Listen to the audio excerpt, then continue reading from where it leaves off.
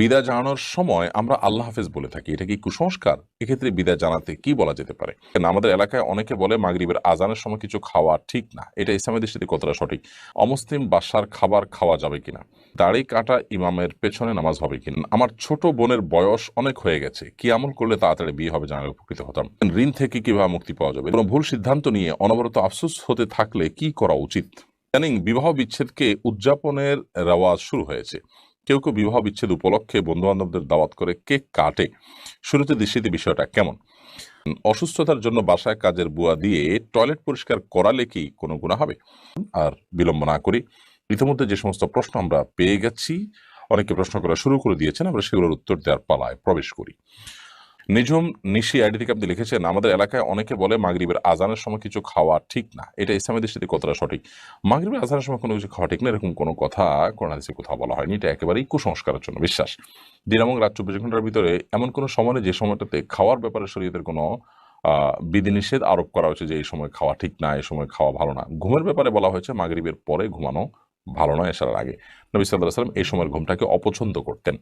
এটি এশার নামাজকে রিস্কের মধ্যে ফেলে দিতে পারে, সেটি ভিন্ন বিষয়। বাট এর বাইরে আপনার আহ, এশার সরি মাগরিবের সময় খানা খাওয়া নিষেধ, পান করা নিষেধ, এরকম কোনো কথা কোনো দেশে বলা হয়নি।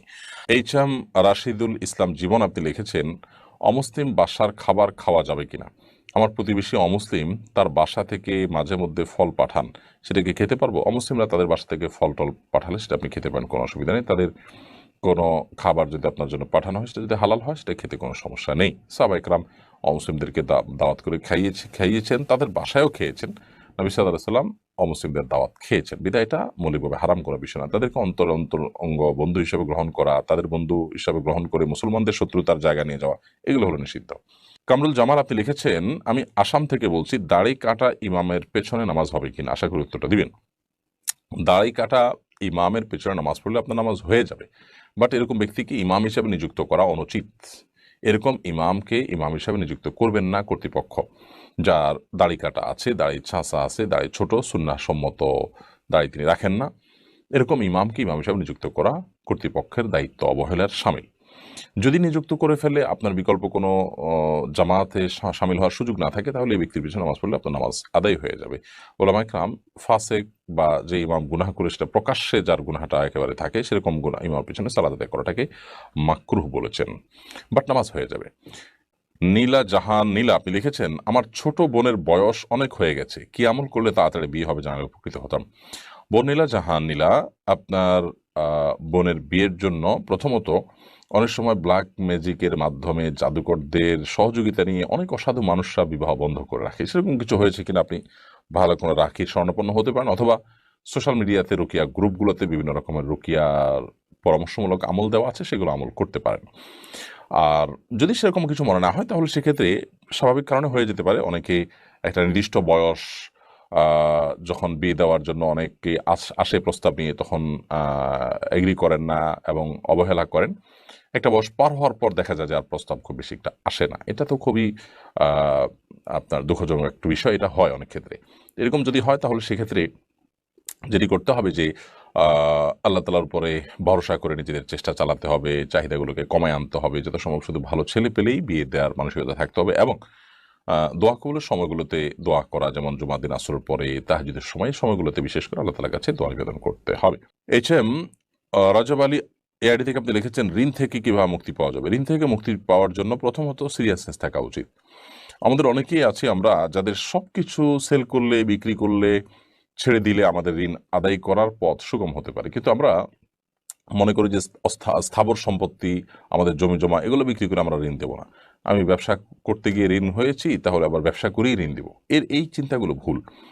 মানুষের পাওনা পরিশোধ করার জন্য প্রয়োজনে আপনার জমি বিক্রি করবেন, প্রয়োজনে ভিটা বিক্রি করবেন, প্রয়োজনে যা দরকার তাই বিক্রি করবেন। হ্যাঁ, যদি সেরকম কিছু আপনার না থাকে, তাহলে আপনি সিরিয়াসনেসের সাথে চেষ্টা করবেন 10 টাকা খেলে, 10 টাকা ইনকাম করলে 8 টাকা খেয়ে 2 টাকা আপনি সেখান থেকে সরে রাখবেন, ঋণ দেওয়ার জন্য ঋণ দিবেন। এইভাবে আপনার চেষ্টা করতে হবে যে মুখের খাবার একটু একটু করে সরা রেখে হলো আপনি ঋণ পরিশোধ করার চেষ্টা থাকবেন। সেই সাথে আল্লাহ তাআলার কাছে দোয়া করবেন, আল্লাহুম্মা কফিনি বিহালালিকা আন হারামিকা ওয়া আগনিনি বিফাদলিকা আম্মান সিওয়াক। আল্লাহ, আপনি আমাকে হালাল দিয়ে যথেষ্ট করে দিন, এবং হারাম থেকে আপনি আমাকে অমুখাপেক্ষী করে দিন, যে হারামের মুখাপেক্ষী না হতে হয়, এবং আপনি ছাড়া আর কারোর মুখাপেক্ষির জন্য আমার হওয়া না লাগে আল্লাহ, এই দোয়া আল্লাহর কাছে পড়বেন। এছাড়া ঋণ মুক্তির জন্য আরও দীর্ঘ দোয়াও হাদিসে বর্ণিত আছে, সেই দোয়াগুলো আল্লাহ তাআলার কাছে পড়তে পারেন, নিবেদন করতে পারেন। হৃদয় হাসান আপনি লিখেছেন, কোনো ভুল সিদ্ধান্ত নিয়ে অনবরত আফসোস হতে থাকলে কি করা উচিত? কোনো ভুল সিদ্ধান্ত নেওয়ার পর যদি আপনি কোনো ক্ষতি দেখেন, তাহলে সেক্ষেত্রে আল্লাহর উপর ন্যস্ত করে দিবেন। ইমানদার যে কোনো বিষয়ে তার আফসোস হতে পারে, মন খারাপ হতে পারে, কিন্তু কন্টিনিউয়াসলি মন খারাপ হতে থাকবে, একের পর এক আফসোস করতে থাকবে এবং সে এটা করতে করতে নিজেকে আপনার ডিপ্রেশনে ফেলে দিবে, এই পর্যায়ে চলে যাওয়া উচিত না। এটা টু মাচ এবং এটা অবশ্যই সীমালঙ্ঘন। ইমানদার প্রত্যেকটা কাজে সীমা জ্ঞান, মাত্রা জ্ঞান তার থাকবে এবং সে বিষয়ে যদি লক্ষ্য না করেন তাহলে সেক্ষেত্রে তার ইমানের দুর্বলতার একটা প্রমাণ হবে। ইমানদার বলবে অফবিদ আমরিল্লাহ ইন্নাল্লাহ বাসীরুম বিল ইবাদ, যা হচ্ছে আমি আমার পুরো বিষয়টাকে আল্লাহ তাআলার উপর ন্যস্ত করি, আল্লাহ তাআলা তার সব বিষয়গুলোকে দেখবেন। এরকম দৃষ্টিভঙ্গি যদি আপনি রাখেন তাহলে সেক্ষেত্রে আপনার জীবন সুখময় হবে এবং আপনার জীবনের অনেক কষ্টকে হজম করা আপনার জন্য সহজ হবে। ফারিহা লিখেছেন, ইদানিং বিবাহ বিচ্ছেদকে উদযাপনের রেওয়াজ শুরু হয়েছে। কেউ কেউ বিবাহ বিচ্ছেদ উপলক্ষে বন্ধু বান্ধবদের দাওয়াত করে কেক কাটে। শুরুতে দৃষ্টিতে বিষয়টা কেমন? খুবই গর্হিত এবং জঘন্য। বিবাহকে কখনো ইসলাম বিবাহ বিচ্ছেদকে ইসলাম কখনো ভালোভাবে দেখে না। আবগাদুল মুবাহ ইলাল্লাহি আত-তালাক, বিভিন্ন হাদিসের মর্ম হিসাবে এটি প্রমাণিত যে আল্লাহর কাছে সবচেয়ে অপ্রিয় বৈধ জিনিস হলো তালাক। তালাককে আল্লাহ তাআলা বৈধ রেখেছেন, বান্দার একান্ত নিরুপায় হয়ে যখন প্রয়োজন হয় তখন সেটাকে সে প্রয়োগ করতে পারে, জাস্ট এইটুকু। কিন্তু এটাকে ইসলাম কখনো ভালো হিসাবে দেখে না বা ভালো কাজ হিসাবে দেখে না। অতএব সেটা করার পর আপনি উৎসব করবেন, উল্লাস করবেন, তো একটা খারাপ কাজকে বা তুলনামূলকভাবে যেটা কোনো প্রশংসনীয় কাজ নয় সেটাতে আপনি উল্লাস করলেন, ব্যাপারটা সেরকম হয়ে গেল। যত যুক্তি দেওয়া হোক না কেন, যার সাথে বিচ্ছেদ হয়েছে তিনি খারাপ মানুষ ছিলেন, ওকে খারাপ মানুষ ছিলেন সেজন্য বিচ্ছেদ হয়েছে, বাট তিনি যদি ভালো মানুষ হতেন আর বিচ্ছেদ করতে না হতো তাহলে সেটাই ভালো হতো, কারণ কোনো বিচ্ছেদই এ জাতীয় ক্ষেত্রে প্রশংসনীয় হয় না বা কারোরই কাম্য হয় না। মানুষ কিয়ামতের নিকটবর্তী হবে, অনেক অনেক বিদঘটি কাজ করছে, আরও করবে এবং অনেক অস্বাভাবিকত্ব আমরা দেখতে পাবো। বিবাহ বিচ্ছেদকে উদযাপন করার জন্য আপনার সাবেক সঙ্গী, তার স্বামী কিংবা স্ত্রী, তার ছবি পোড়ানো, তার স্মৃতিগুলো মুছে ফেলা, সেগুলোকে ডিস্ট্রয় করা, সেগুলোকে সোশ্যাল মিডিয়াতে প্রচার করা, এগুলো আমরা দেখেছি। এগুলো সব অসুস্থতা এবং অসুস্থ কালচার, অসুস্থ সংস্কৃতি।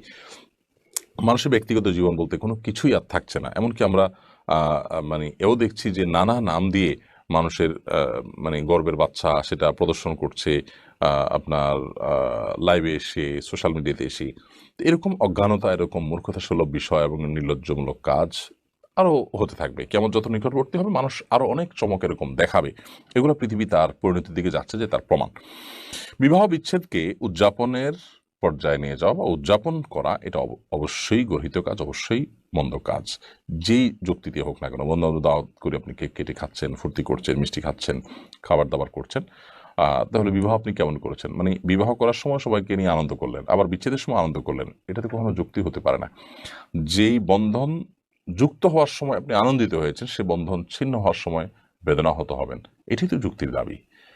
একই বন্ধন যুক্ত হওয়ার সময় আনন্দিত, আবার ছিন্ন হওয়ার সময় আনন্দিত, কিভাবে সেটা যুক্তির দাবি হতে পারে?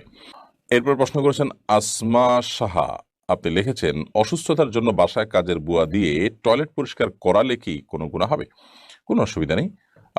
আপনার অসুস্থতার কারণে হোক অথবা অন্য কোনো কারণে হোক, আপনার টয়লেট অন্য কাউকে দিয়ে পরিষ্কার করালে আপনার কোনো গুনাহ হবে বা আপনার ইবাদত বন্দেগীর কোনো অসুবিধা হবে বা আপনার বান্দার হক নষ্ট হবে, এরকম না। তাকে ন্যায্য প্রাপ্য তাকে দিয়ে দিবেন, পাওনা তাকে দিয়ে দিবেন এবং পারিশ্রমিকের বিনিময়ে কাজ করাতে কোনো অসুবিধা নেই। সাইফুর রহমান আপনি লিখেছেন, বিদায় জানানোর সময় আমরা আল্লাহ হাফেজ বলে থাকি, এটা কি কুসংস্কার? এক্ষেত্রে বিদায় জানাতে কি বলা যেতে পারে? বিদায় জানানোর সময় আমরা আল্লাহ হাফেজ বলি, অনেকে আল্লাহ হাফেজ বলি, অনেকে ফি আমানিল্লাহ বলি। আল্লাহ হাফেজ মানে আল্লাহ সংরক্ষণকারী, ফি আমানিল্লাহ মানে আল্লাহর নিরাপত্তা তুমি আছো, কোনো অসুবিধা নেই এগুলো বলাতে। তবে সুন্নাহ না এগুলো বলা, এগুলো বলা জায়েজ, জাস্ট এটুকু। এগুলোকে সুন্নাহ মনে করা ভুল। সুন্নাহ হলো কাউকে বিদায়ের সময় আস্তাউদিউল্লাহ বলা। সংক্ষেপে যদি বলতে চান তাহলে শুধু আস্তাউদিউল্লাহ, অর্থাৎ তোমাকে আল্লাহ তাআলার হেফাজতে আমি অর্পণ করলাম।